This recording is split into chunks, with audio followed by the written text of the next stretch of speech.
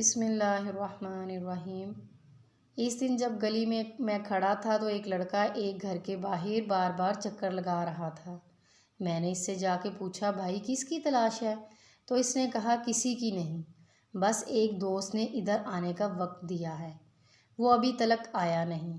خیر میں اس کی بات سن کے گھر چلا گیا اور کچھ لمحوں بعد اچانک سے نکلا تو میں نے دیکھا اسی گھر سے ایک لڑکی سر جھکائے تیزی سے باہر آئی اور جلدی سے اس لڑکے کو ایک لفافہ دے کر بھاگ گئی۔ لڑکا وہ لفافہ لے کر بہت ہی مسکرایا اور اسے دل سے لگاتا ہوا وہاں سے چل دیا۔ میں اپنی بری عادت کے مطابق تحقیق کرنے کے لیے اس کے پیچھے چل دیا۔ وہ لڑکا ایک درخت کے نیچے جا کر رکا اور اس نے اس لفافہ کو کھولا جس کے اندر سے ایک صفحہ نکلا۔ اس نے اس صفحہ کو کوئی 3 سے 4 بار چوما اور اپنی آنکھوں سے لگایا اور پڑھنے لگا۔ میں دور سے اس کے چہرے کو اور حرکات کو دیکھ رہا تھا اور اپنی قیاس آرائیوں میں مصروف تھا۔ اچانک سے دیکھا لڑکے نے آسمان کی طرف سر اٹھایا اور بے ہوش ہو کے گر پڑا۔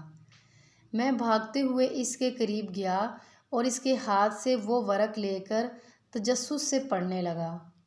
یہ ایک خط تھا جو اس لڑکی نے اپنے اس عاشق کو لکھا۔ السلام علیکم، اے وہ نوجوان جس نے ابھی اپنی ماں کی گود سے باہر قدم رکھا ہے اور اس کی تربیت کرنے پر تھوک ڈالا ہے۔ میں مانتی ہوں تیری سوچ کے مطابق جس محبت کا تو دعوے دار ہے وہ سچی اور پکی ہے اور تو اس کا پایہ تکمیل تک پہنچانے کے لیے وفا بھی کرے گا، کیونکہ اس محبت کا آغاز نظر کے ملنے سے ہوا تھا اور انجام جسم کے ملنے پر ہوگا، کیونکہ میری ماں نے اپنے بیٹے عبدالرسول کو ایک دن کہا تھا، بیٹا یہ نظر ابلیس کے تیروں میں سے ایک ہے اور جب یہ تیر چلتا ہے نا اس کی طاقت کبھی کبھی پورے خاندان برباد کر دیتی ہے، اور پھر جب اس کا بدلہ مڑتا ہے تو لفظ عزت بھی سر جھکا کر انسانوں کی بستی سے نکل جاتی ہے۔ لہٰذا اس آنکھ کو صرف اپنے سوہنے نبی صلی اللہ علیہ وآلہ وسلم کے چہرے کو دیکھنے کے لیے منتظر رکھنا، ورنہ قیامت کے دن اپنی ماں کو حضور صلی اللہ علیہ وآلہ وسلم کی بارگاہ میں شرمندہ نہ کرنا کہ میں اس بات پر شرم کے مارے ڈوب مروں کہ میں نے تیری تربیت میں کمی چھوڑ دی تھی۔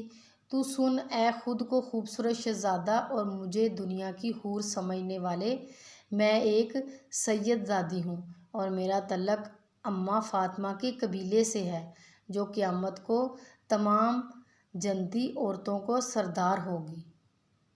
میں نے اپنے لیے دعا مانگی ہے، اے اللہ مجھے جنت میں ان کی خادمہ بنانا، تو خود فیصلہ کر، اگر میں تیری محبت میں مبتلا ہو جاؤں تو خادمیت تو کیا مجھے جنت کے قریب بھی نہیں آنے دیا جائے گا۔ رہا سوال تو نے جو مجھے کل شام باغ کے اس پیڑ کے نیچے ملنے کو بلایا ہے، میں وہاں بھی آ جاتی، لیکن میں تم سے ایک وعدہ لوں گی، تو اپنی بہن گڈی کو بھی ساتھ لے کر آنا اور میں اپنے بھائی کو بھی، کیونکہ تیری نظر میں دنیا کی سب سے شریف عورت تیری گڈی بہن ہے اور میرے بھائی کی نظر میں دنیا کی سب سے شریف عورت میں ہوں۔